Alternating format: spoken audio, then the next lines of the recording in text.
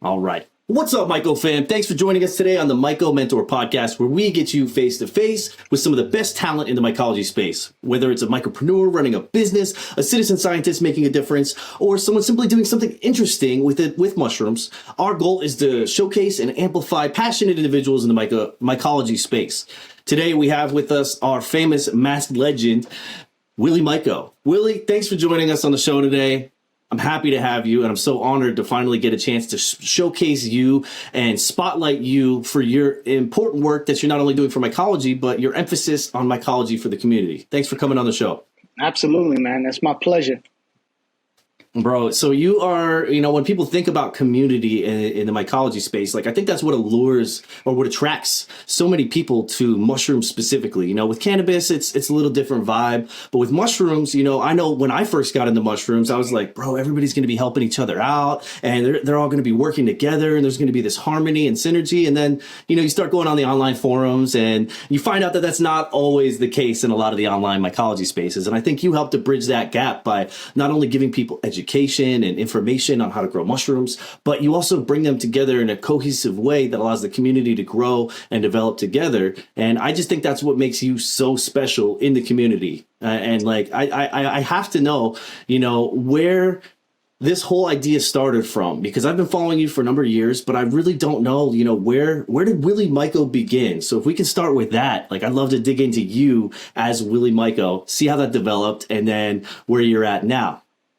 Yeah, so it's a long story. So I'll kind of give you the crash course on it. So growing up, I was really into questioning what's our place in the universe, what's after this, is there a heaven, is there a hell, is there reincarnation? I don't know, everything. And what really sparked it for me was my aunt and uncle kind of took me in as their surrogate child. And they didn't have no kids themselves. And when my mother and father divorced when I was very young, I kind of was left in the middle. My sisters went to go live with my mother at my aunt's place, and my father moved out of state. And I was just kind of left alone, and my aunt and uncle came in as the saviors that they are, which I'm so grateful to them. And pretty much was come live with us. And, that way you could go to school. Life just continues on like it should.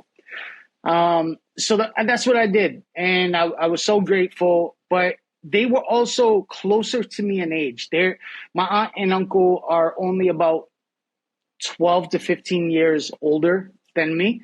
So it was really cool to be able to live with them because it was more like a friendship. So they opened my eyes to a lot of things. My uncle opened my eyes to Cheech and Chong for the first time, right? I'm Yeah. Tommy Chong's a good friend of mine. And I mean, that happened later on in life, but just that movie had such an influence on me. And they opened up my eyes because one of the first things they got me was this collection of books, and it was through Encyclopedia and National Geographic, I forget, but pretty much each book one was on UFOs, one was on the human psyche, one was on ghost and this and that, all these different things. And I just read those books, and it really opened up my mind to, other things that I never really knew about. So when I finally ended up going back to my mom and we started rebuilding our relationship, she was very open with me and started telling me about her psychedelic experiences when she was growing up.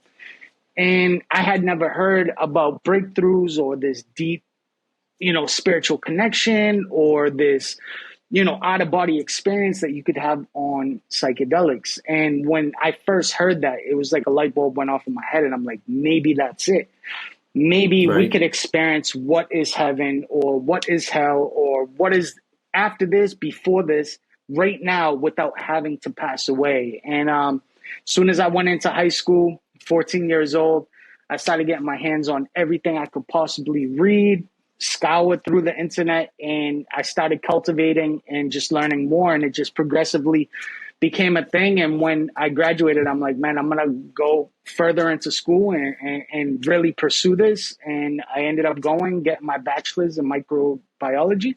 And then after that, I wanted to learn more about chemistry, so I ended up doing 2 years for my master's in organic drug synthesis. And I felt like I kind of already knew everything they were teaching me, but it was still fun. I made a lot of connections. I got to do a lot of things. So, and then I went to go work for a pharmaceutical company straight out of my master's. And this pharmaceutical company kind of headhunted me. And I was an experimental pharmaceutical technician. So I would pretty much be in a lab all day, and they would come to us and say, we need beta this or delta this or whatever. What is the most efficient way to get it? How much of it can we get? Can we fuse these things together? And we would work and try to figure out fusing things or sourcing things from different materials or synthesizing things.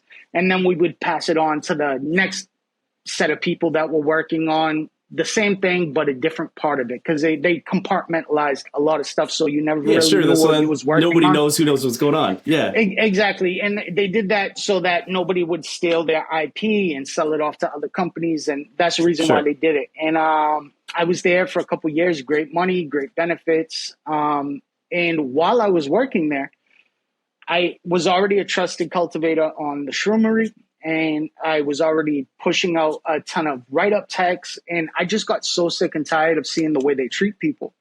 I was like, I'm over it. Like, I looked at it from an outsider's perspective. I said, look, if I was a new person, or when I first started out, if I came in just asking a simple question because I need some guidance because I don't really know what's right, what's wrong, I'm doing this for the first time, and someone treated me very badly or said something to me negatively because I was curious and asking a question, and they just told me use the search bar when all I needed was somebody just to say this is the answer, I would say I don't want to be part of this community. I thought this community was about love, sharing, education, spirituality, and I wasn't seeing that. So I cut ties with that, and I went on to start creating videos just to teach people really simple things that I was seeing these questions pop up every day. How to make a spore syringe.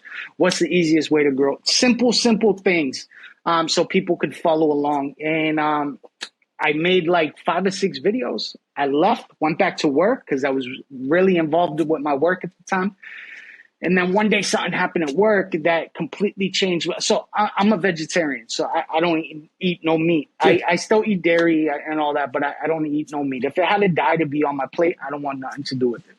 So one day, so I would work crazy hours, and this was a huge building. And I mean, I could tell you the company. So the company's name was Vertex Pharmaceutical. They're a huge pharmaceutical company. Okay. Multiple buildings within the seaport of Boston. And this building that I was in had about 15, 16 floors, if I recall correctly. And I worked on the 3rd floor, and we had a cafeteria on the 7th floor. And one day I got off. It was late at night. I'm on my phone, not paying attention. And I hit the wrong button. I got off the elevator. And because they compartmentalize everything, when I seen a place I never really seen before, I said, you know what? I'm going to go snoop around. I want to see what other people are working on. So I went and I started looking through things and looking into different labs and stuff like that. And I walked into this room, and it was like on both sides of the walls, it was these metal built-in, kind of looked like microwaves, is the best way I could describe it. And I was walking through, and there had to be 300-400 of these, 200 on each side or whatever. I'm like walking through, and I open up the microwave or whatever it was, and there's like ashes and stuff in it. I'm like, what is this? And then I went over to the next room, and there's rats and rabbits and stuff like that. And I realized that they're testing and then incinerating the animals in this room. I see the animals, and I figure out, okay, they're incinerating the animals in this other room. And my conscience, just the way I am, my dog, I'm thinking about him, and I just don't want to be associated with anything like that. Yeah. It feels dirty, and I was making great money. I was making over $200,000 a year, fresh out of my graduate degree. I had company apartment, company vehicle, so I wasn't paying rent. I wasn't paying a car payment, wasn't paying insurance on my car. I was getting to travel, go to different conferences and stuff. And so pretty much all the money that I would make, I was able to save most of it. I was just buying food and, my cell phone bill and stuff like that. But so when I decided, mind you, at this point, I had already released a few videos on YouTube, but I had left YouTube for almost a year. I just uploaded those videos and I left. And it was just to help people. I was really wrapped up in my work. So that night after I came back home, I'm on my computer and I'm thinking, what am I going to do? What am I going to do? And I said, let me check my YouTube. And I went on my YouTube and I seen like it had blown up and I didn't know about any of this. So I had a gazillion views and a bunch of subscribers and people had started saying, where did Willie go? Where's Willie? Yeah. And a rumor had started. You could still Google it to this day. That Willy Myco had died in a car accident. Where this rumor started, I have no idea. But somebody said that they knew me and I had passed away in a motorcycle accident or a car accident, something like that. So people thought I was dead. And this was complete BS. Yeah. It's obviously not true. So when I said, you know what, I'm going to dump everything into my passion, into mycology, into psychedelics and the community. And some people laughed, some people stuck with me, some people told me I was stupid. And I ended up getting the last laugh because it all worked out. And, it couldn't have worked out any better. I love what I do. I was doing this for free. So if I could do this as my career and help people and educate people and make this community a better place, it's a win-win. So that's pretty much how I got to where I am right now. All right, and so that's a lot to unpack. Let's start with where you first started. You know, when you were first introduced to let's say Cheech and Chong, right? How old were you at that point? So when my uncle first introduced me to Cheech and Chong, I was about 13 years old. Okay. It was the first time I ever smoked weed. And then 14 was when you hit high school, you said, and you started cultivating. Was that cultivating mushrooms? Yeah, correct. Yeah, cultivating mushrooms. I couldn't find mushrooms where I lived. Sure. I lived in the 11th most dangerous city in the entire United States. It's a really rough city.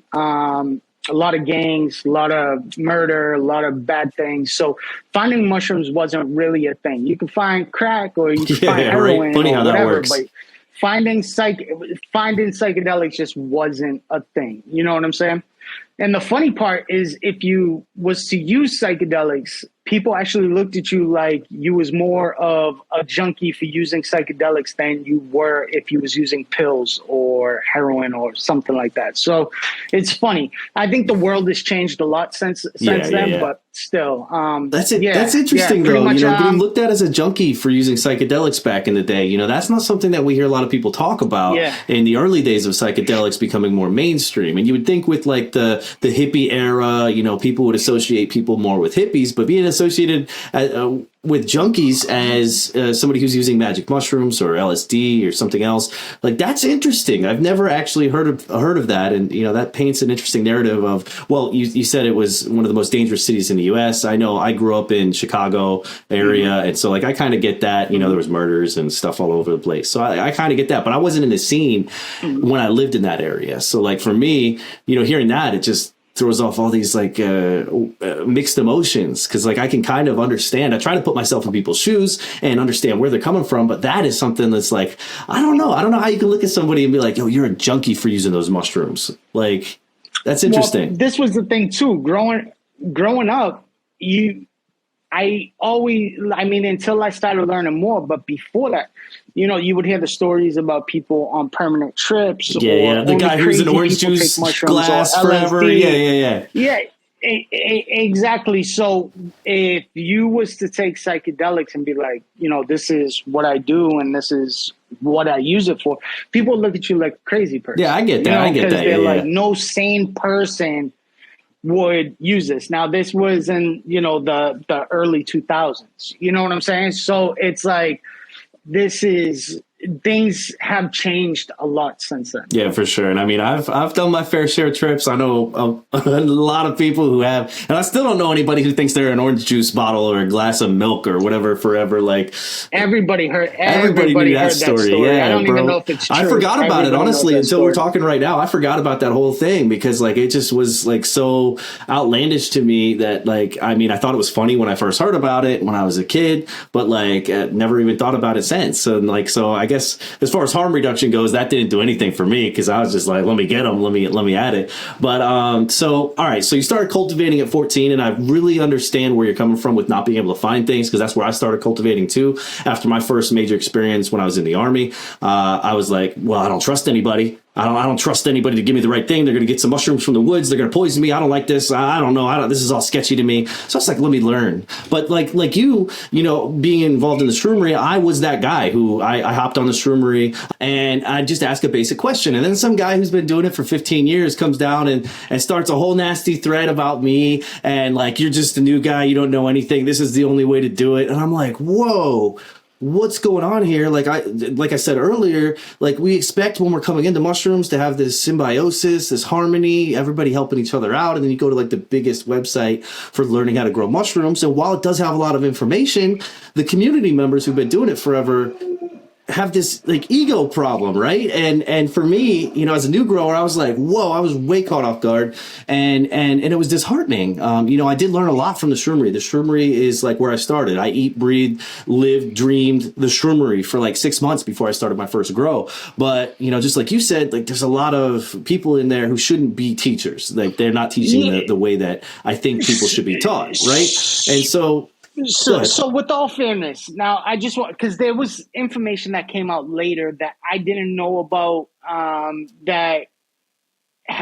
this might clear up a lot of stuff for people with their distaste for the shroomery or what happened to the shroomery, right? Because, all right, so the founder of the shroomery, Roger Rabbit, brilliant man, amazing mycologist. I have so much respect for him. He really is. He left the shroomery for a long time, and that's when it kind of went to shit. And the reason for him leaving wasn't because he gave up on the shroomery. His wife died from cancer.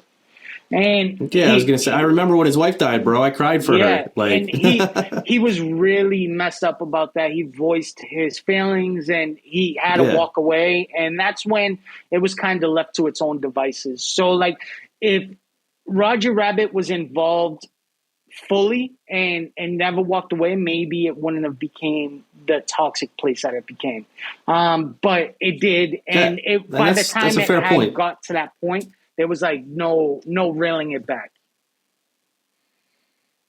No, because it spreads. That kind of attitude spreads, and ultimately that's what made me start. You know, just like you started your own community, I started the Reddit for mushroom growers, and because I was just like, bro, I need somewhere to ask questions. I need somewhere to talk with people who just get excited about mushrooms and don't want to bring each other down for not being experts. Because like if you were an expert, you wouldn't be asking the question in the first place. Like, and I get the whole use the search bar thing. Like, yeah, sure, but if you have the answer, just say it instead of like, you know, just like, why waste that energy on typing this nasty comment or this toxic stuff when you could just give them the answer or at least convince them, you know, or show them where to find it. I say it all the time, that man. was something that I make great friends answering the simplest questions. I actually take pride and love doing it. I answer the same question probably 500 times a week.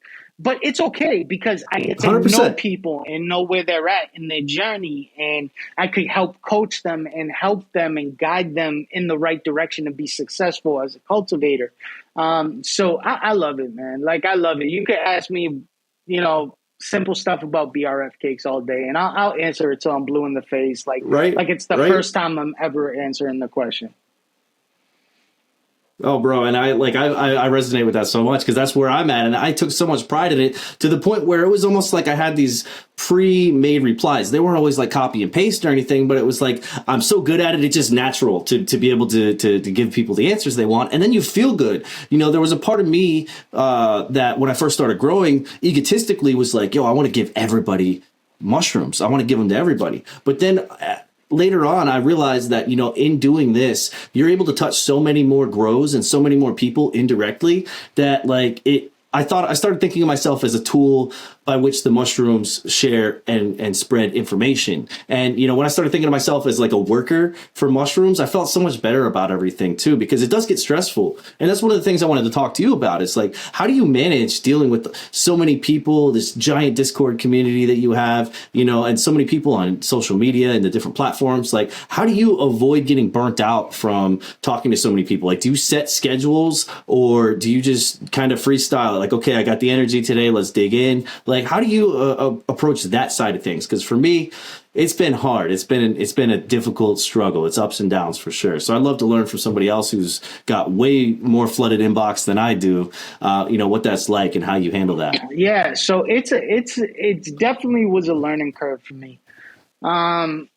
You have to kind of operate like so. The tryptophan family is its own thing. It's organic. It's spread bigger than me. Like it's amazing. It's crazy. It's worldwide. I'm talking in countries that I can't even spell. Like that's how insane it is. Like when I talk to people and they tell me, man, I'm in Uzbekistan or I'm in Tokyo or I'm in Okinawa, I'm whatever. It's like, what the hell, man? Like, it's crazy to know, like, that there's people that support you that are in every corner of the world. And it's the coolest thing. So how I go, number one, I always tell people, you got to have at least, depending on how big your presence is, you got to have a good team around you. You got to have people that you could delegate certain things to, and they could do it efficiently and represent you in the right way when they're doing it. So in my Discord server and stuff, I got ambassadors and moderators, and I fucking love them to death because they work so hard. And, I do take care of them, I take care of them either financially but every year this year we just did it in Puerto Rico. I do an ambassador getaway, so I bring my team out and I take care of their Airbnb. I take them on excursions. We have a great time, and it's just my way of saying thank you for helping me all year long with the family, because they really do care for the family as much as I do. Another thing is I do have a schedule. So a lot of people don't know, like I'm up at like 6 o'clock in the morning and from 6 to 7 at the gym. And then after I'm all done with that, what I'm usually doing is I come home and I'll get ready to go into the studio. And sometimes I could be in the studio for anywhere from 6 to 12 hours, depending on how many videos we need to get done that day. And then from 5 p.m. my time, starts my one-on-one phone calls. And each of those phone calls is a half an hour long. So if you're a Patreon supporter, you get to do one-on-one phone calls with me, and you can schedule it around your time. So usually from 5 p.m. to 9 p.m., I'm doing one-on-one phone calls. And then after that, I'm in the chat room. And I usually jump in the chat room half an hour periods throughout the day. Okay. That's pretty much how it goes. If every day is different. Sometimes we have team meetings. Sometimes it's with merchandise.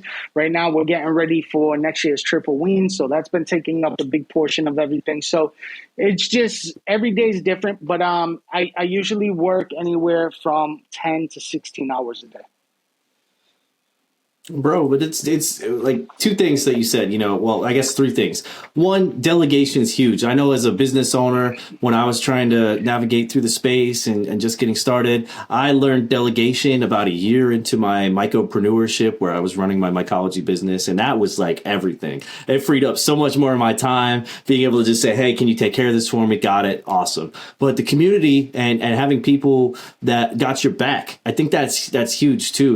With Reddit, it was really diverse and we weren't really as close as I think that we needed to be to properly manage such a large community. I think last time I checked, it was like 350K subscribers. I got out around like 150K because I started feeling more like almost like in the shroomery, where it was like, the thing that I created was kind of drifting away from the vision that I had for it. And there was just so many people. It was hard to manage. There was no cohesiveness. And each person who was in charge, all the moderators, they all kind of had their own philosophies. So, I think that having that strong community is huge, but also having the supporters that got your back no matter what, that also have the same core foundations and beliefs that you have is crucial. And I'm mad that I missed the Discord train, because I didn't hop on Discord till 2 years ago. And now I see all these amazing communities on Discord everywhere. I'm on Discord now, but it's I think that's a perfect tool for managing these kind of communities and getting them to engage, but also helping to cultivate the right environment that you want,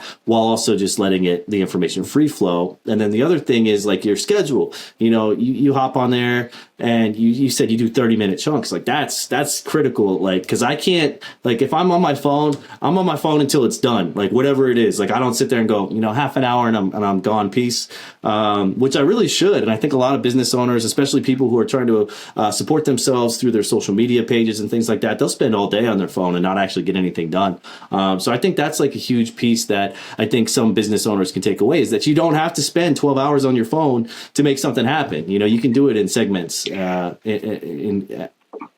being strict about that, I think, is critical, right? So how strict are you as far as your engagement goes? Do you go, okay, it's 30 minutes, time's up, I'm out of here, I got to do something else? Or do you does it just depend on the day? No, it's not. What I do is throughout the day, if I say right now, after I get on this, I'll go on. And if I don't have anything to do after that, I'll stay on for longer, depending if people need me, and just trying to catch up, see what the community's talking about, see if I could, interject or help somebody if I can. But when I do 30-minute chunks, it's okay, I know from 12 to 12:30, I'm going to be in Discord, and then I might not be back in Discord until 5 to 5:30. And I have to do it like that because I'm the same way. I'll get wrapped up in stuff, and other things will end up going to the wayside. So I try to delegate. I know I only have 24 hours in a day, and I have to sleep at some point. So I try to space my time out the best that I could possibly space it out. When I tell people all the time, so I got a Sterilite bin full of hard drives, and I got probably about 400 videos that never have even been released. And I release them here and there. So that comes in handy now while my studio is being set up here. I'll be able to release some of those videos here and there to help mitigate the time down while the studio gets up. But yeah, man, it's just all about, somebody said something to me once before, and it stuck with me. You could be the richest man in the world. Doesn't matter how much money you have. You could have $1 billion, but you can't buy a second of time. And it's the truth. So time, I'm very conscious about it because I want to use my time in the best way possible. And I want to make sure I'm not wasting my time, because it's something we should all be grateful for. So I try to use my time to help other people. And I find a lot of joy and love in that. So yeah, man, you just got to delegate your time the best way that you can throughout the day. Like I said, it's only 24 hours and you have to make it work. And I think it's difficult because some people, people don't understand, certain people, that once you have a certain following, you're getting thousands and thousands of messages a week, whether it's comments or DMs or emails or this or that. There's only so many hours in the day. And it's I feel bad. I wish I could just bang out every question every single day. That would make my life feel so much better, but I know it's impossible. So I try to prioritize things the best way I can. Well, and that's a good way to look at things. There's this book called 4,000 Weeks, which basically says, you've got 4,000 weeks to live. And when you really quantify that and you break it down with how many summers and winters and falls and Christmases you have, life really begins to seem a heck of a lot shorter than it actually is. And, I think a lot of us get caught up in this trap of, we got to be engaged. We got to make sure we're answering everything. And, at the end of the day, as much as we feel good when we're giving back an answer right away, I think, some of us do need to take a second, step back, help ourselves fill back up our cup so that we have more energy to be able to give to people in those times and sort of dedicate time to that task. Because I know for me, like when I first started trying to get into anything, I've got a lot of different backgrounds, but like anything where you reach out to an expert, right, 99% of the time that guy's not going to get back to you, even if he says, hey, I'm going to get back to every message. Like, he never does. And it's like, for me personally, I always wanted to be different. I wanted to be the guy that gets back to every DM, every email, every question. And it's really hard to invest that amount of your life force into the same questions every day, and then you eventually get burn out. So I think for anybody that is a micropreneur or involved in the space or an influencer who might be, watching this, I think that could be a wake up call for some people, especially, I'm taking away right now from this, like, bro, I should really just set aside a chunk of time and say, okay, this is my social media time, because like I'm guilty of it. I'll spend all day on my phone and be like, where'd my time go? And like, you can't get that back, like you were saying. So I think it's really important to prioritize, but it's also hard to fight that battle. But it sounds like you have a very structured routine that like your days look pretty similar from day to day as far as what you're going to plan your time for and what you're going to do. And I think that, as much as it sounds counterproductive because you're only investing certain amounts of time into different tasks, I think you'll get a lot more done that way. And I think a lot of business owners, influencers, and just people in general can benefit from more structure. And that also builds discipline, which I think leads to an overall improvement in quality of life. So I think that's huge. And I think it's cool that you do that and that you're open about it, because like not a lot of people really share that inside look at how a day looks. Absolutely, man. Yeah, you just gotta, like I said, man, I love my community to death, and I put them above myself. I really do. If it comes down to me eating or one of my community members, they're going to eat. I could go without food. That's really how I look at them. They're my brothers. They're my sisters. I love them just as they're my blood, like they're my biological siblings, and they know that. And they support me and lift me up so much, man. Like with this move that just happened, like, man, they were so patient. It was like, I'm used to getting hundreds of messages a day in Discord, seeing it was crickets, because they're like, Willie's taking care of stuff, and they respected that. And it was just you just feel the love. It's just like, fuck, these people are so compassionate. And it's like, how can you not love and just want to go above and beyond for them, because they're just so amazing. And that's really what the Trip Team family is. They're so amazing, hands down, like the most amazing people in the world.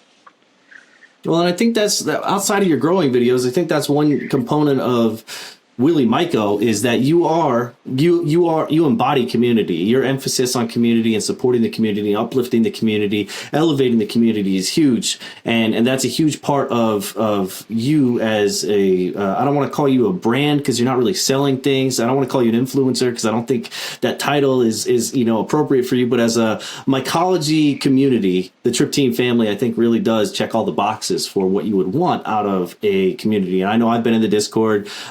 Andrew invited me in a while ago. I was in there. I was lurking. I didn't participate because I'm like, this outsider. And ultimately, just like adding a new social media network to my plate was like, I can't do that, man. I can't even keep up with what I got now. But what I saw was people fostering the essence of a community and just engaging with each other, not only just about mushrooms, but about life and helping each other out. And, I know from, seeing some things in the news and, seeing other articles in the community where, you're helping people out with like medical bills and stuff I think that's cool, because you talk it, but you are about it too. And that's, I think, huge. And it shows a lot about your character as a human being, not just a mushroom grower, but as a human being. You're giving back to people who need it. And for you, I'm sure a lot of people in your position would do the same, but, not everybody has the ability to be able to do that. So like, how do you do that and manage your mushroom life? Like, are you just sitting on, a bunch of savings that you were able to save up from the work that you were doing at this pharmaceutical company? Like, where does the income come from? Is it Patreon? Is it YouTube? Is it a combination of both? Like, how do you make your living, or can't you talk about it? It's okay if you can't. Yeah. No, absolutely, brother. So, originally, it was my savings from when I was working at the pharmaceutical company. And then what ended up happening was a friend of mine's in the Philadelphia area ended up coming to me. He had started a business that I knew nothing about. It was watches, like men's watches, like nice watches, like Rolex and this and that. And I don't know nothing about that, and I don't care about that stuff, right? But he had came to me and said, my business is really taking off, but I don't have the capital to stock up and get things at a really good deal. Would you take a small percentage of my business and give me a loan? And I didn't have much money at the time, but he was like, give me a loan, and I guarantee you at a minimum, I'll get you 25% back on your money. And I was like, you know what? Okay, I trust this person. You know, he's a very stand-up guy, and what he's built is amazing to this point. And I did it. And so I gave him a loan, and he went out and he grew this business. Now this business is worth hundreds of millions of dollars. But I don't own no more of it. So don't think I'm worth hundreds of millions. No. What happened was, not even 2 years later, he came back and he said, I'd like, one, here's your money with the interest that I promised you.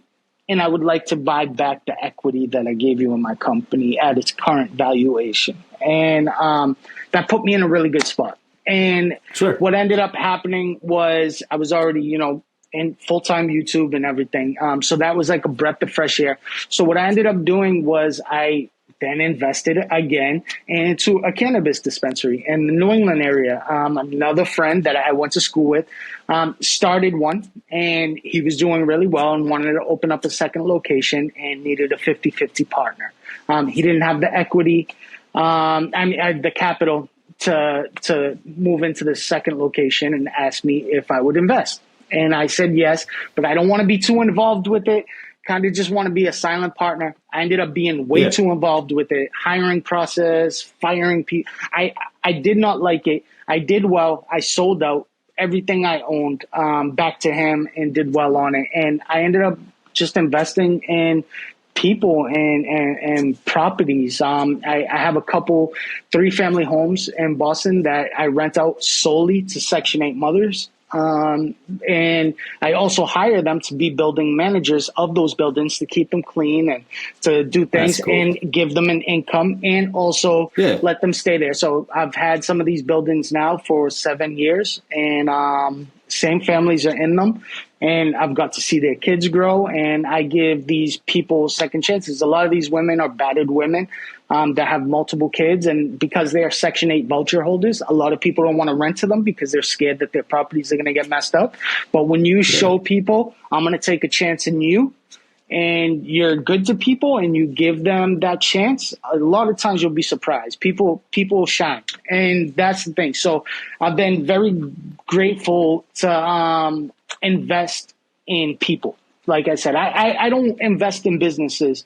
I invest in people. If I trust the person, if I believe enough in the person, then I feel okay helping that person. And it's always worked out. I just follow my gut. I didn't go to school for business. And I've also invested in stocks and stuff too. A little bit of crypto, a little bit of stocks, and just these little small incomes help out. I do make a decent amount of money from Patreon. I got one of the largest Patreon channels on Patreon itself. I'm actually an ambassador for Patreon.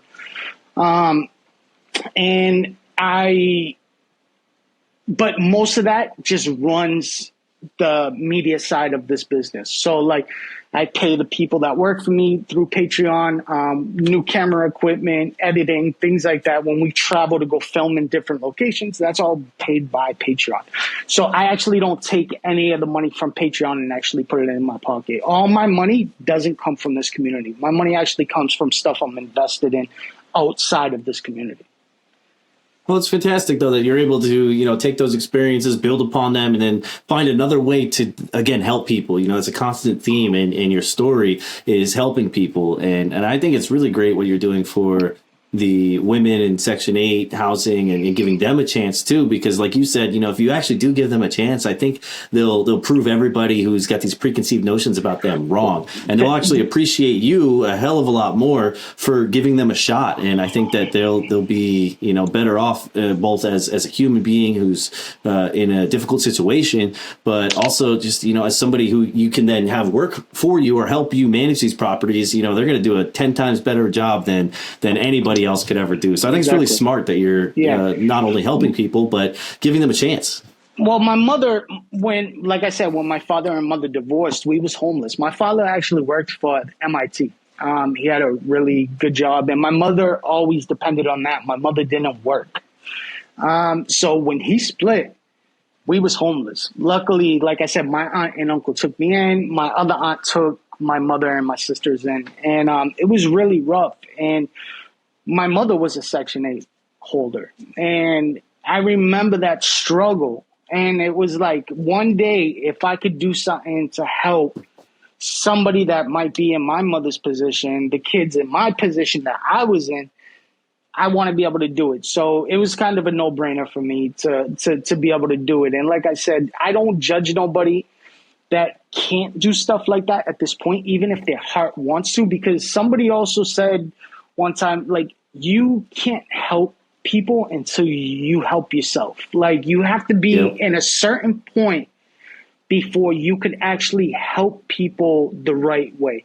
It doesn't make sense if you have $1 to your name to give that dollar to somebody else, because now you're just back at square one. You have to get yourself to a point to where you could constantly and consistently help people. And it doesn't affect you, because if you go down, you can't help no more people. So what good does that do, right? So if you could stay up here, you could consistently help people all the time. Like I said, if you go down, that's it. Nobody's helping them people no more. You're looking for help yourself. So you have to get to a certain point. So aspirations of helping people is amazing. And people that keep that in their mind from the beginning tend to follow through. And when they do make something and actually could help people, they usually do. There's a lot of good people in this community that I've met.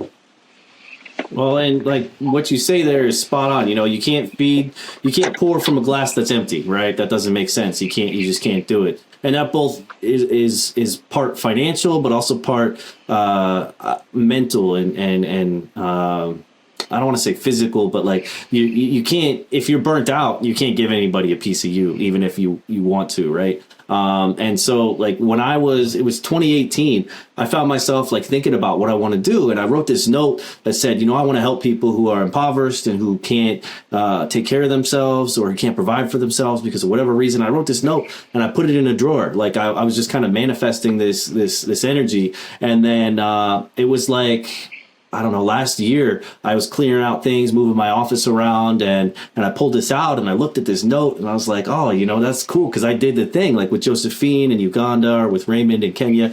I helped them out. I gave them money. I gave them support, coaching, things like that. And so like what you say is, people who genuinely want that goal, who want to help people, ultimately will end up following through with it when they're able to. But I know 6 years ago, when I first wrote that note, I didn't have the capacity to be able to do that. And I didn't have the understanding with how to do that. So I just think it's really cool that you found your way to be able to give back to people while also sticking to the things that you love, which is mushrooms and psychedelics. Because like a lot of people, they kind of have to sell themselves out to do the thing that they want to do. And then at the end of the day, if you sell yourself out and go a different direction than what you're really passionate about, like I don't know that it's the same fulfillment that you can get, but you're still traveling down the path that you want to be, and I think that's cool. And I think a lot of people can respect that, and also the way that you're going about doing that. So I don't want to tell you that you have to pat yourself on the back, but if I could give you a hug right now, I'd pat you on the back for all of the great things that you're doing for the community and everything. I know you don't like to be seen as like a celebrity, right? Like, and I don't think a lot of us do, because it comes with a lot of different emotions and connotations that imply certain things. But I think that's really what makes like good people, is just, having a heart of gold, trying to give back as much as you can, and also just doing what you love and sharing what you love with other people. That knowledge and communication empowers everybody to do different things in different ways. And so I think, for me personally, I think that's one of the coolest things about you as a person is how you've come to be able to do that. But I wanted to circle back a little bit. Yeah. In your story. So you were working at Vertex, you did the thing, you saw the animals being incinerated and the animal experimentation. What was the role of psychedelics at that point in your life? Was it like an everyday thing? Was it a weekend thing? Was it just like a once every few months kind of thing? Like, when you came to that conclusion, how were psychedelics influencing your life regularly, and what did the psychedelics have to do with your decisions to separate from that space? Because I'm just trying to get inside your head a little bit and see what the deciding factor was for you to go, okay, I can't be a part of this at all. Yeah. So psychedelics were my religion. They were my life. I knew it was the key to the gods, right? Like, I knew how powerful and serious they were, that it's the oldest sacrament that is known to mankind, is psychedelics. And at that point, so I went to school for 4 years. One thing I didn't say was between my bachelor's and my master's, I actually left school for almost 2 years. And I traveled. Okay. And I went down to Peru. I went to Colombia. I went to Mexico. I traveled all around learning about different cultures and their significance with psychedelics and what it meant to them and things like that. So I was pretty much in it all the time. So even when I came back and I finished up school and I started working, I was already full-time microdosing. I was still cultivating. I had a 2-bedroom apartment. At the time, it was just me and my girlfriend that I was with at the time. And one of the rooms was a grow room and my lab. So I was cultivating. Yeah. The best part about working at a pharmaceutical, I don't know if I should say this. All right. Well, the best part about working at a pharmaceutical company is you get access to certain precursors that you can't get if you was just a normal person. So I got access to some pretty cool stuff that helped me do a lot of really cool synthesis. So, but at the end of the day, it was my life from the time I was 14. From the first time I heard it, it sparked this inferno in my brain and my heart that just carried on with me all the way through high school, all the way through my 4 years of bachelor, through them 2-year hiatus that I took off, and then through my other 2 years into that company. And it was, by that time I was already growing, extracting, synthesizing everything you could possibly imagine. Everything from LSD to MDMA to 4-ACO to anything you could imagine, I was in it.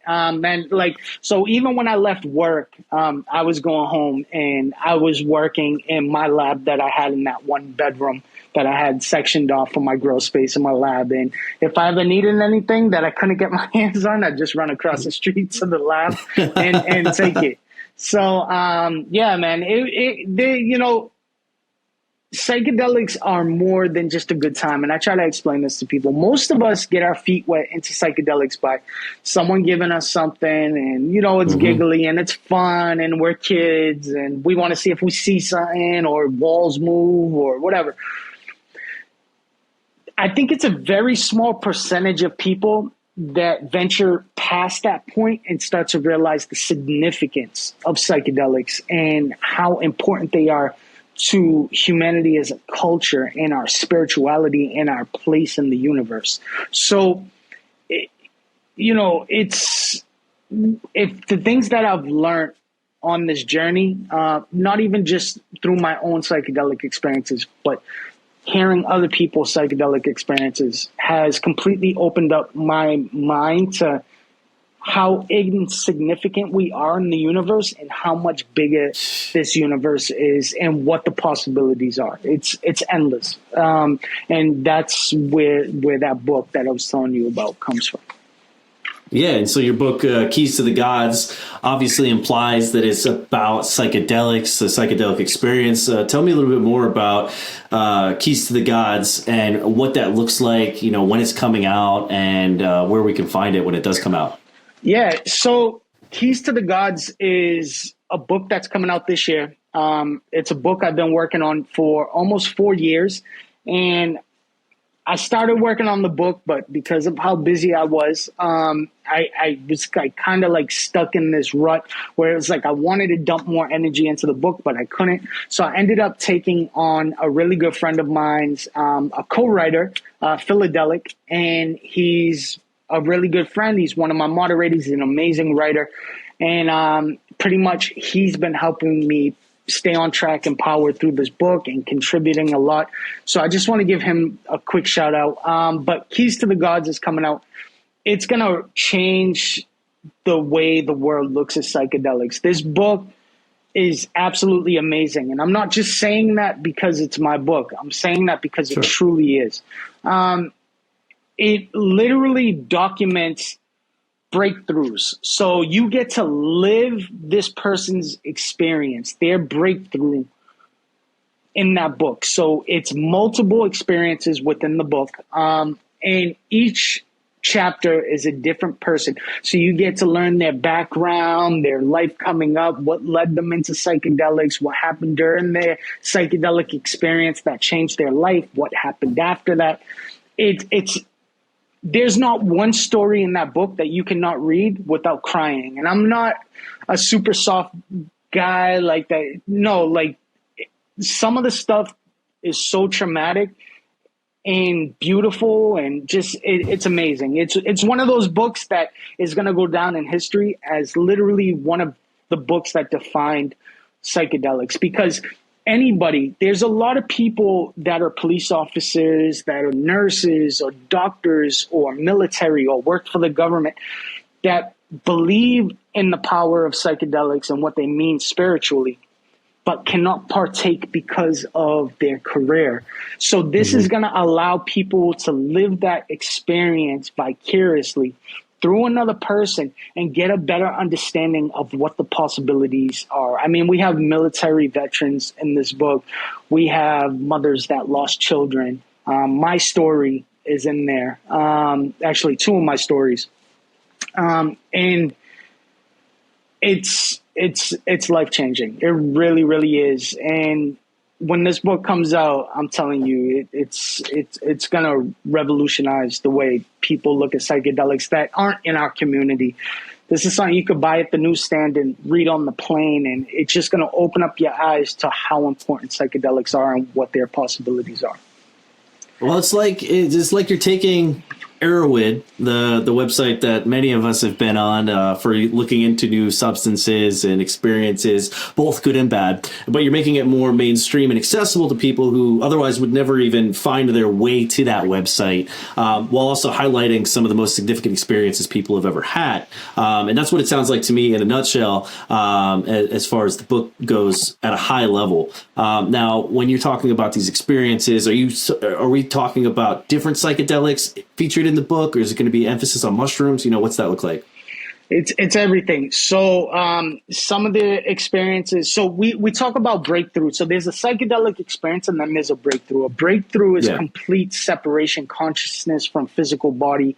You go to this other realm, this subconscious level of existence, whatever you want to call it. And some people get there in this book because of DMT. Some people get there because of mushrooms.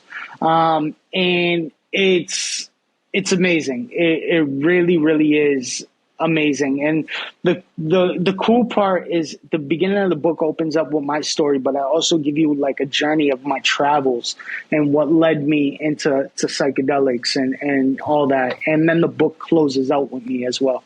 And after each person's experience, I actually do like a breakdown of my thoughts on their experience and just like a Okay. kind of quick, brief, like synopsis of their situation. And it's so detailed that it's like you're there. It's like not only do we talk about the experience, we're talking about how many milligrams go into their hit or how many grams they took, what they ate for dinner that night. I mean, you're literally going through, and we got so many stories for this book, but only the ones that stood out, the best of the best, made it to the book. And not that we're discrediting anybody's stories Yeah, yeah, yeah. or anybody's experience. It's just that we had to keep it within a certain number. And we wanted this to really hit because we know a lot of people that aren't part of the psychedelic community are going to be reading this book. And we want to change the world, the way people view psychedelics and their use. Well, yeah, you want to wow people with something cool, but you also want to give them something that they can read and relate to and almost experience themselves just through reading to excite their interest and perhaps one day their eventual experience themselves with whatever psychedelics are talking about. Because I know a lot of people feel the same way. Like when you originally said in the beginning of this interview, like we're kind of lost. We don't know. We're in this like religion or space or the universe. Where are we? What are the answers to life? What's going on after death? And I think for a lot of people, psychedelics do kind of bridge that gap and make you feel better about it. Whatever you come back with, whether it's some sort of God or deity or just feeling of balance or finding a place in the universe. I think psychedelics really do have that answer for a lot of people. And I know for myself personally, that definitely is where my interest in psychedelics stemmed as well. Early on in my youth, I was interested in like astral projection and out of body experiences. And I really only found those experiences to be solidified through psychedelics. And then that ultimately gave me more questions than I had answers. But I think that's a good thing, because if you never stop asking questions, you won't ever really be satisfied. But I think that's a fun way to navigate through life, is having more questions than answers to these questions, because you get one answer or what you think of as an answer, and then all of a sudden 5 or 10 more questions come up. And I think psychedelics really do help to unlock that within the human and also reignite our sense of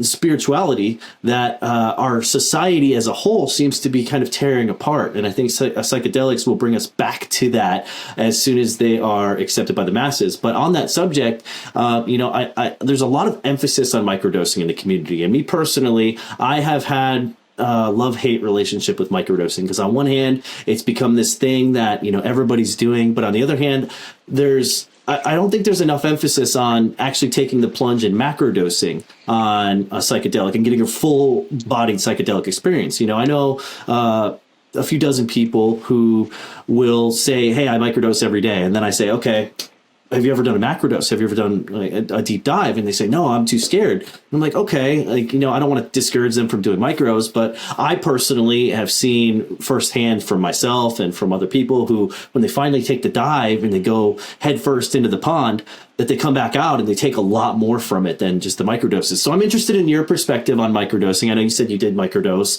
regularly, but what do you think about the paradigm between micro and macro doses, and what do you tell people who don't know what to do? How do you help people navigate through that experience?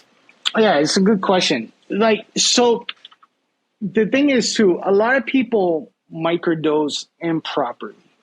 So it's like anything else. Our body is a very complex thing, especially our mind. Most people don't know, even doctors that study the mind, still the mind is a mysterious thing, the way it works. And they have it mapped out, but they don't know what certain things are used for and why certain things are firing off at certain times. It really is like dark space. And I always tell people, your microdose isn't going to be the same as another person's microdose. Everybody is completely different. And what you choose to microdose might not be the same as the next person. Some people choose to microdose LSD. Some people microdose psilocybin. Some people microdose MDMA. None of them are wrong, but whatever regimen you start, you should stick to it for at least 2 weeks before you start judging if it's working or it isn't working. Because on average, it's going to take anywhere from 10 to 14 days for your body to become accustomed to these new alkaloids that are being given to us. So it could take up to 2 weeks to see a change. So never just discredit it. Say, you know what, I've been microdosing for 3 days. I don't feel no different. I want to up my dose, or I don't want to do this no more. Give it 2 weeks. And then if to 2 weeks, if you're not feeling the change, you can up it a little bit. Or you could switch to something else, but give it 2 weeks. Macrodoses. Go ahead. No. So what you were on the last guest that I interviewed on the podcast was Jacob DeVecchio, Oklahoma Fungi, and I presented him with the same question, and he said, all that's fun and good, but the placebo effect is very powerful. And as long as the person feels better, it doesn't matter what dose they're taking, whether they felt it or not. His opinion was that as long as the person feels better, it did the job. And I thought that was a really cool perspective to have. But, when you say 2 weeks, I've never even really thought about that as far as our body adapting to the microdose and really being able to feel the effects after 2 weeks. Most people I know, they try it once or twice. They say, okay, this isn't working. They change their dose. So 2 weeks is an interesting look, but you're looking at it from the perspective of our actual physiology and the biology of the human body. And so, on one part, I want to say, yeah, sure, placebo effect. But on the other hand, okay, what about the actual pharmacology of the body, the composition of our neurons and our biochemistry and everything adapting to these new substances takes time. And, we really don't think of the psychedelic experience in those terms because we take it, we feel it, it's gone a few hours later. And so we think of that as the typical experience. But, what you're saying does make a lot of sense. And, adds new perspective to my own preconceived notions about microdosing, especially because I've never tried microdosing for 2 weeks. Let alone any amount of time longer than that. So that's just interesting, and I wanted to interject there a little bit, just to share Jacob's thoughts on the placebo. Now, you were saying about the macros. Yeah. So the way I always look at it is microdosing is maintaining. A macrodose is to get over or get through something. Sure. So the two could be used together, and they should be used together. Typically, I try not to suggest microdosing to somebody that's just getting into the space. If they're dealing with deep trauma, whatever that may be, or, whether it's PTSD or sexual abuse or whatever the case may be, maybe we should start going in and getting into deeper doses to get through this, right? We're never going to be 100% better. I look at it like we're all broken people just trying to help each other heal. That's it, brother. All of us have some type of trauma in our life. And I think we're never going to get fully over it, but we can learn to live with it. And macrodoses, that's what they do. They force you to face the things you don't want to face. And when you face those things and you could take away from it how I can live with this and progress and rise above that, that's very, very helpful. And then a microdose could come into play to maintain or to progress even higher. You hear a lot of really brilliant people, Steve Jobs or,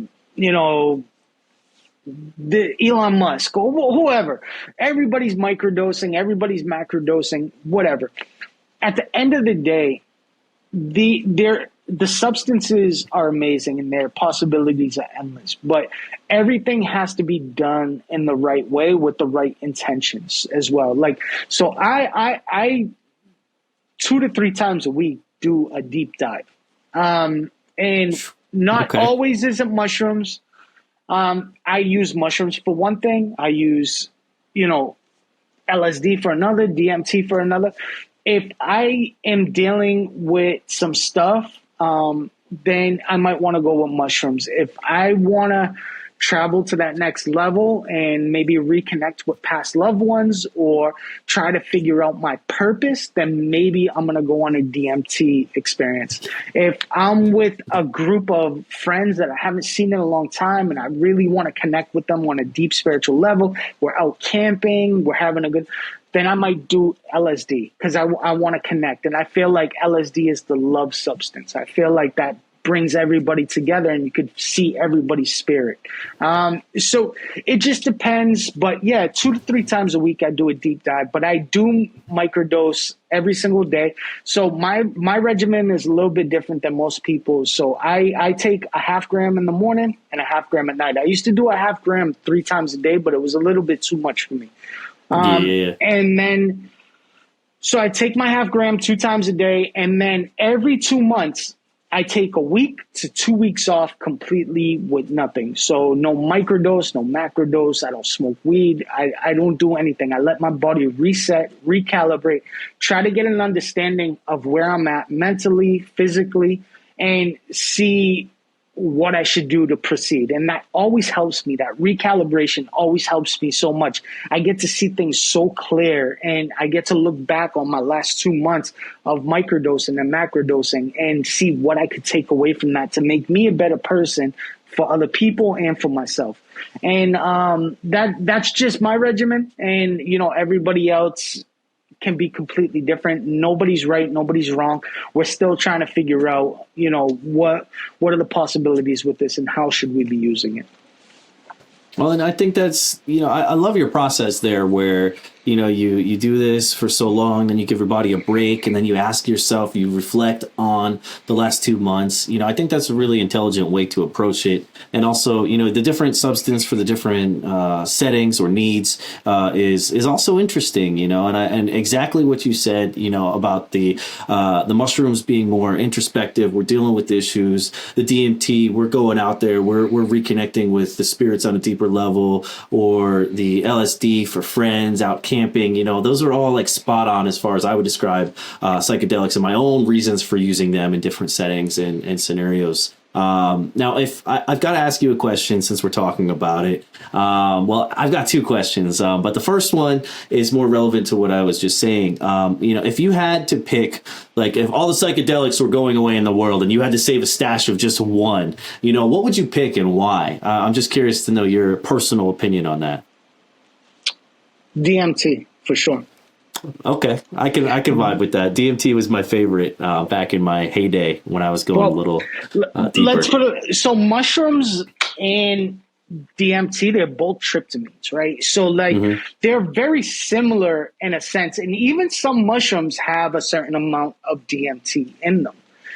DMT is the spirit molecule. Every living, breathing thing has DMT in it at some degree or another, some more concentrated than others. And that's why we use certain barks to extract from or grass to extract from, because it has a higher concentration. But every single living, breathing thing that you could think of has DMT in it at some spectrum.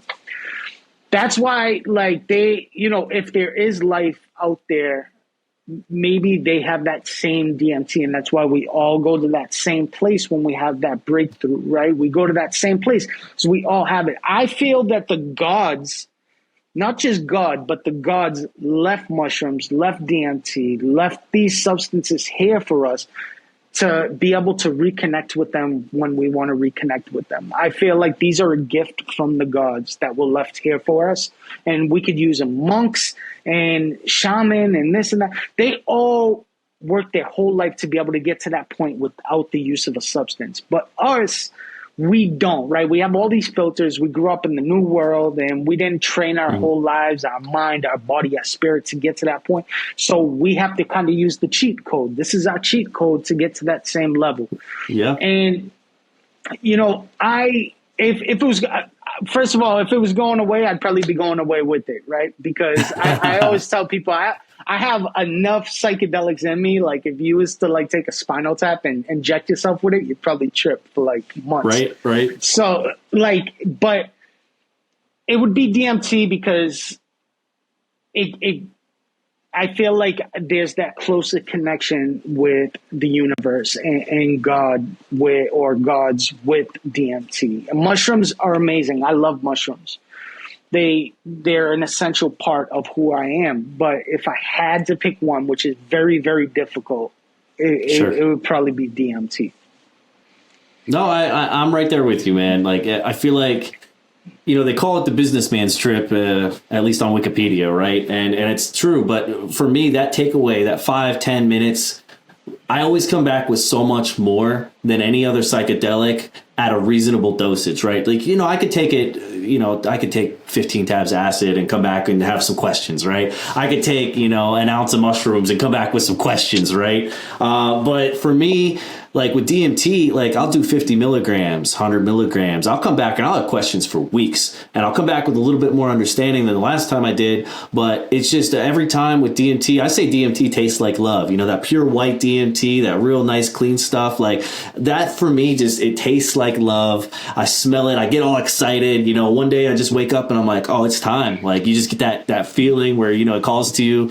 But for me, I've had the most meaningful experiences with DMT time and time again. I feel LSD is more recreational, and I don't want to say it's a recreational drug, but for me, if I'm trying to have fun, I'm having fun with LSD 100% of the time. Like, and I've had some really intense experiences with LSD, but like mushrooms, just like you said, like for me, it's more therapeutic. If I have a problem I'm dealing with, mushrooms are going to be the tool I use. But DMT, I go seeking when I'm doing DMT. I'm an explorer, and I'm exploring the mind. I'm exploring the universe, and I don't know what I'm ever going to come back with. But like for me, it's interesting because like with respect to the dose, if I do 100 milligrams, I'm going to go through kind of the same steps to get to wherever I'm going. And then once I get there, I'm in this whole other place that seems familiar, that I've kind of been to before. And for me, that's really interesting. And I'm sure you can probably appreciate that, is going to kind of the same places, experiencing kind of the same things, all totally different, but still kind of the same. And like that tells me that there's something more that we're tapping into that we don't yet understand, whether it's inside of here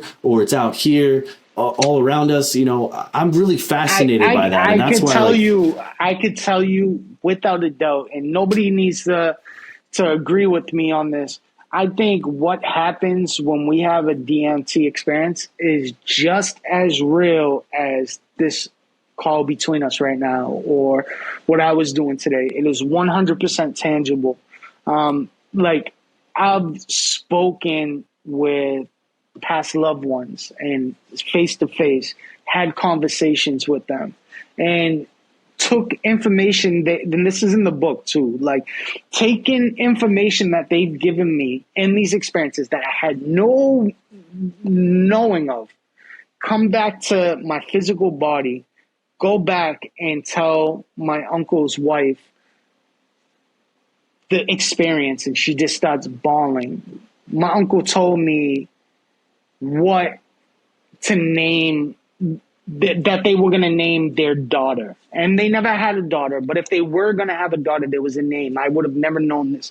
He told me that in this experience. And he said, we always spoke that if we had a daughter, the name would be Amanda, pretty much. And I went back and I told my aunt, and she, like, you could just see the blood come out of her face. Like, she was so in shock. And also, he had a nickname for her that I never knew. It was like a pet name. He used to call her Peacock. And I didn't know this. I never knew this. And I came back and told her, and she, like, was just blown away. Like, and it's like, I know I spoke with him, because I would have never known that information. I was never around when they spoke about this. I had no knowledge of it. And he told me in an experience, and I came back and told her, and she verified everything. And, it's as real as anything else. And that's why I say, like, psychedelics are my religion. I know when we leave our body, we are going to an actual place that we've been to before, or that we're going to go to one day. Well, and so something interesting, well, two interesting things. Well, one, like, I think that kind of taps into the idea of the universal consciousness, where everything is interconnected through energies that we don't understand yet. And, quantum physics and quantum mechanics really do suggest that that's what's going on in the world. And I think that's really fascinating, because it gives us a way to interact with that tangibly, instead of just these really abstract, crazy ideas that, some scientists who are way smarter than any of us have come up with, that we watch on YouTube and we go, oh, that's really cool, bro. But like, that gives us a way to kind of interact with that space and bring some something tangible back with it. But also, so like on the same subject, when my daughter was, she was like two and a half, she was just starting to speak full sentences and things. And she was really pure and innocent. And one day I was like, hey, sweetheart, where do we come from? And she was like, the garden, like, just like it was like an everyday conversation. I'm like, what the hell's the garden?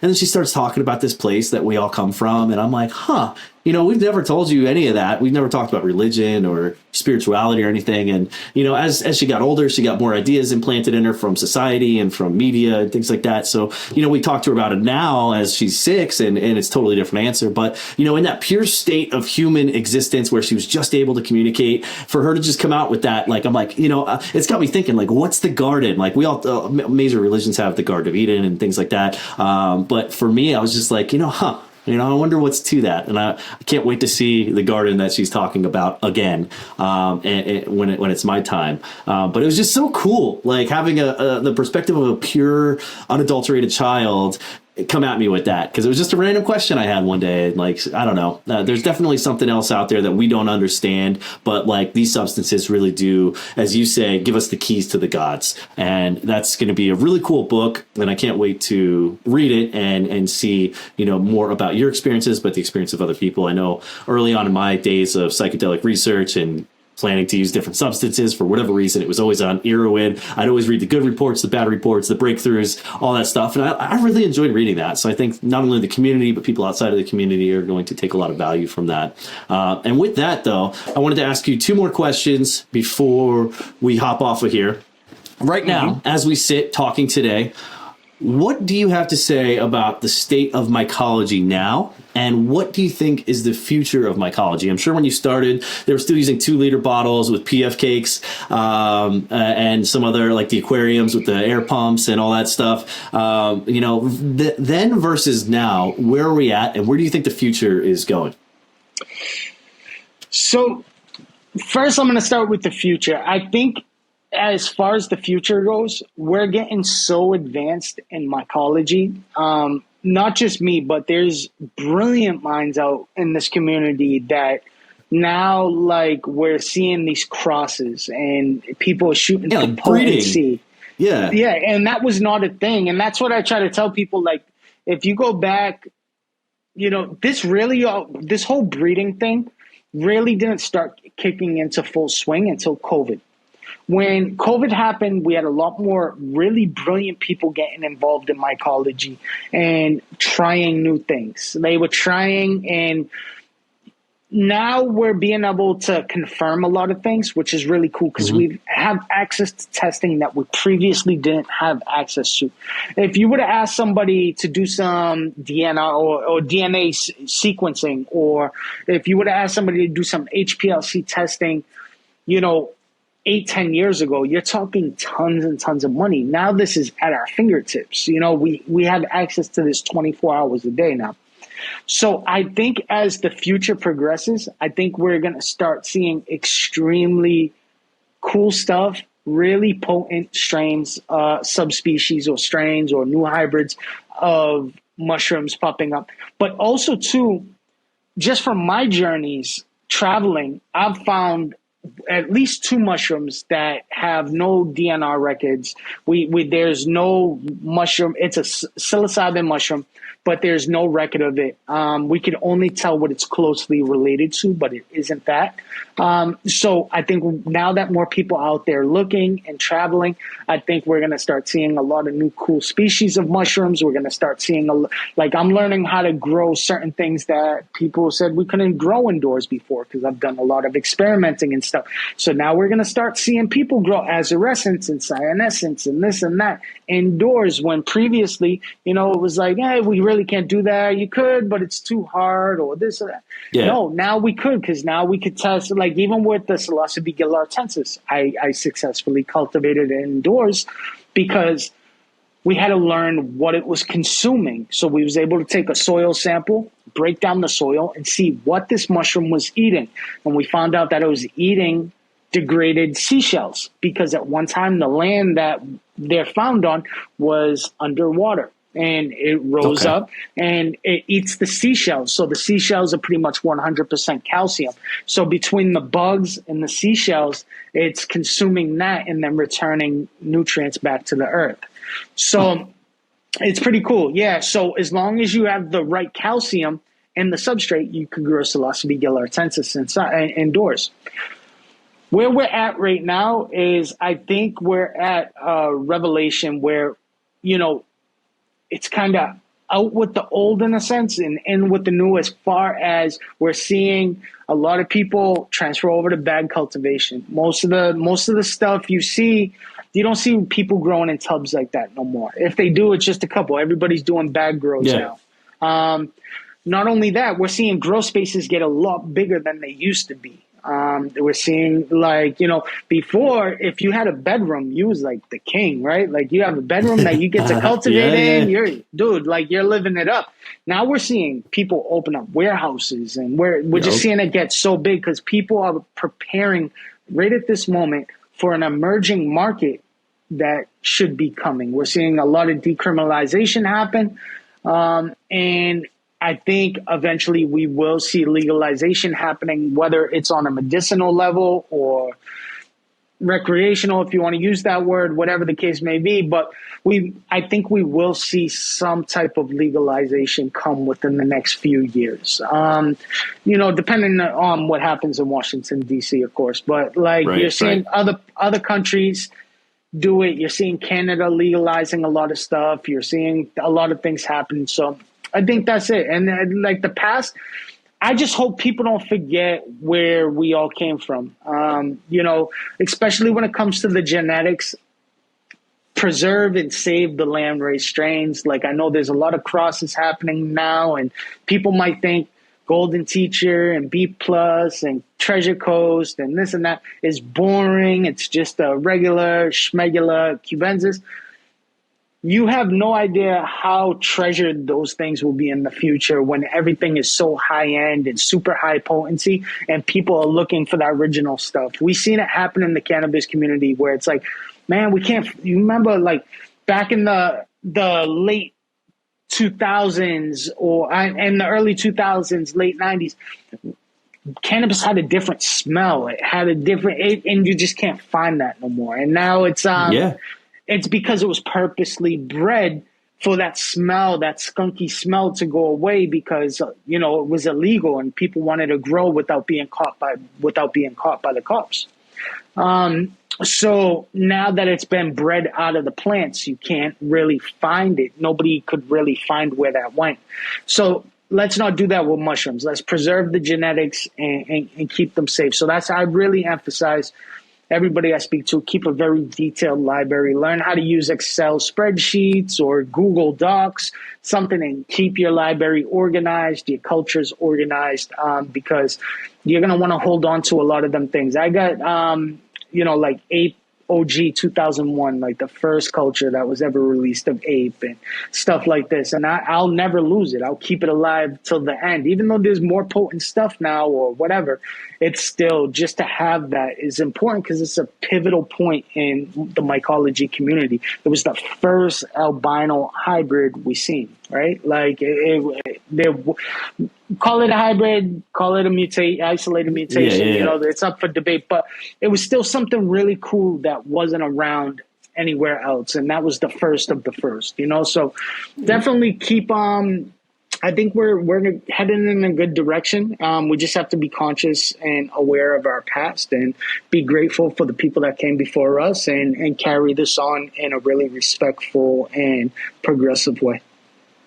Well, I think we have to pay close attention to the cannabis market and the history of cannabis, as you were saying too, not only in part due to the economic side of things, but just the culture of the space, and now I guess the industry, as you can call it, as we're starting to see more and more warehouses pop up. I know of one guy who's growing something like 2,000. Well, it's a group. They're growing 2,000 pounds every other week, and that's unheard of. You wouldn't think about that 10 years ago. That's just like a pipe dream, and now that they're one of a dozen other people who I can think of who are on a similar scale.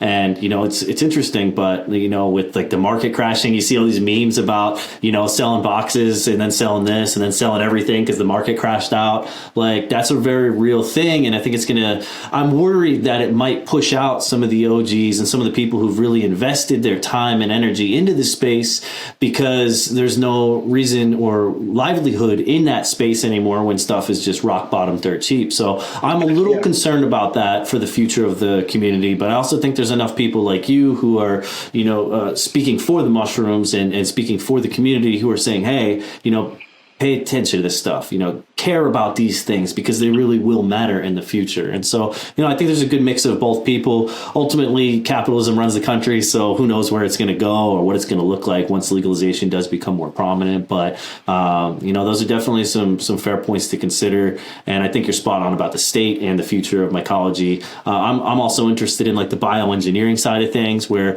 we're going to start seeing, like we've already seen different algae producing THC and psilocybin. And I'm fascinated with that. I'm a little scared about that because we're taking something natural and making it unnatural and putting our human energies into it. But it'll still be interesting nonetheless to follow along with that stuff too. So I think that's the only other thing that I could really add to your statements about the future is, who knows where it's going to go. Yeah, just hopefully the community stays with the community, right? Like, and I always say, like, if we let, you know what? I go on social media and you'll see bickering here and there. This person don't like this person, and they both have big followings, and it's like, man, fuck all that. Like, we need to stick together because one thing in business, like you learn, is while the really important people over here bickering about shit that don't matter, what's happening is big money is saying, excuse me, and they're going around us. And then by the time we're done bickering, they're already set up and we have no place to keep moving towards. So it's like, let's stick together as a community. We have a really big voice if we all stick together. Like, we could control what happens within this community. And if we don't and we're divided, then that's where it's going to leave openings for people that we don't want in this community. And that could shape the future of this community. A lot of people are betting their livelihoods on this community. And I don't want to see those people fail because we allowed the wrong people into this community. Well, it's kind of like what happened with Micropose and those bins and the trademark infringement. Crazy. And the community, I'm sure that, Micropose, Dan himself, I think he had a lot to do with it, but I also think the pressure of the community pushing back against that move was huge and pivotal in the resolution of the whole situation, where they said, all right, we're backing off on the trademark. Sorry, we didn't mean to do that. But the community sticking together and sticking their neck out and saying, hey, we're not okay with this. It made a change. And so exactly what you said, power in the people. That's how we have to be about everything that isn't right for the community. We have to stand up and voice it and just go yard with it, right? Like, and just like say enough is enough. Like the whole Micropose thing. I think every single person was not all right with that. Like, they seen that as a bad move, like, and I'm not gonna rehash all that because everybody knows that story. And if you don't, you can go look it up. But we need to stick together so that we could continue to keep this on course the way it should go.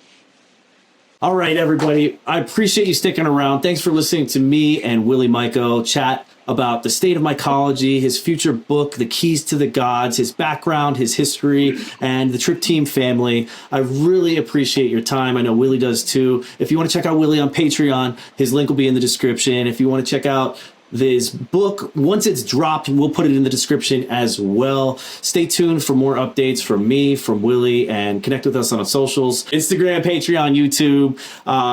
And to get access to Willie's Discord, all you have to do is sign up for his Patreon, and you can get one-on-one with Willie. You can get one-on-one with his community and become a part of the Trip Team family yourself by subscribing. So much love to you guys. Thank you so much for supporting us, for supporting Willie. We love you guys. Peace.